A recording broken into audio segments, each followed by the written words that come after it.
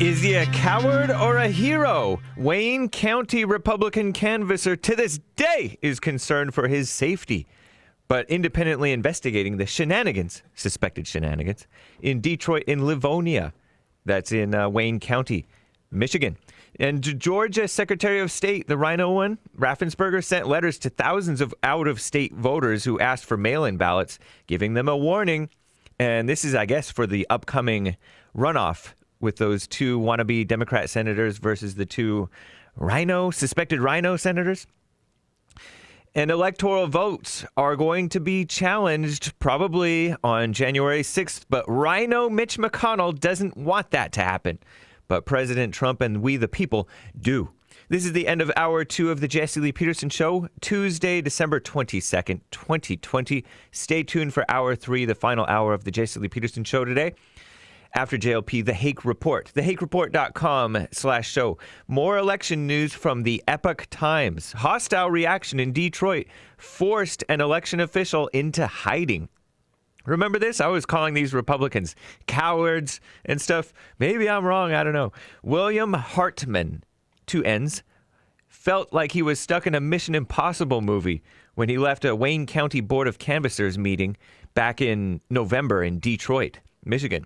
Law enforcement advised him not to return home and instead escorted him to a friend's house for safety. I was scared, Hartman told the Epoch Times. Cops had people stationed outside watching in case anything happened. 3 to 4 days. Hartman said he didn't venture outside for a week, afraid somebody might recognize me and want to beat me up, he said. Hartman was one of 2 Republican members of the Wayne County Board of Canvassers, 4-member panel. 2 black, 2 white, 2 Democrats, 2 Republicans. Who initially refused to certify the election results way back in November due to imbalance of the numbers. Hartman and Monica Palmer was the lady, deadlocked the certification on November 17th, resulting in a swift and hostile reaction from the ridiculous Democrats and community so-called leaders over Zoom, and really nationwide, maybe even internationally. Backlash. They were called a disgrace by that black fake Reverend Wendell Anthony, head of the Detroit NAACP, National Association Against Colored People, reportedly. You have extracted a black city out of a county and said the only ones that are at fault is this city of Detroit, where 80% of the people who reside here are African Americans. Shame on you. That's what Reverend Wendell Anthony shouted. And Psycho Ned Stabler, remember that name? A vice president of Wayne State University in Detroit, said the stain of racism that you, William Hartman and Monica Palmer, have just covered yourself in is going to follow you throughout history. Hartman said that while he was concerned about the numbers in the predominantly black Detroit, that they didn't add up, the discrepancies in predominantly white Livonia were worse. So they're lying.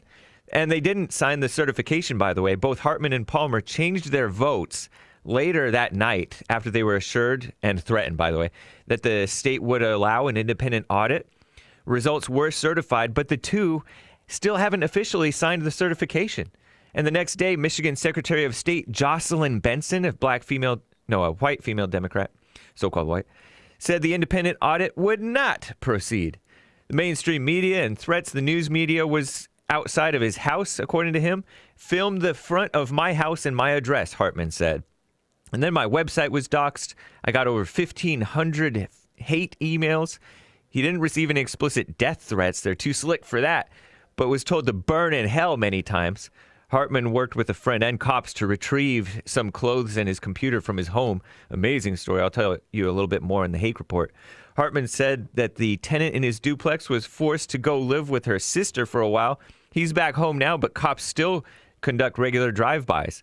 After the initial drama, Hartman is still trying to get his head around the discrepancies. Secretary of State Jocelyn Benson, the Democrat, called the discrepancies in the county bookkeeping errors on November 18th. He's doing an independent investigation, but he's getting stonewalled. His FOIA requests in Wayne County have been ignored.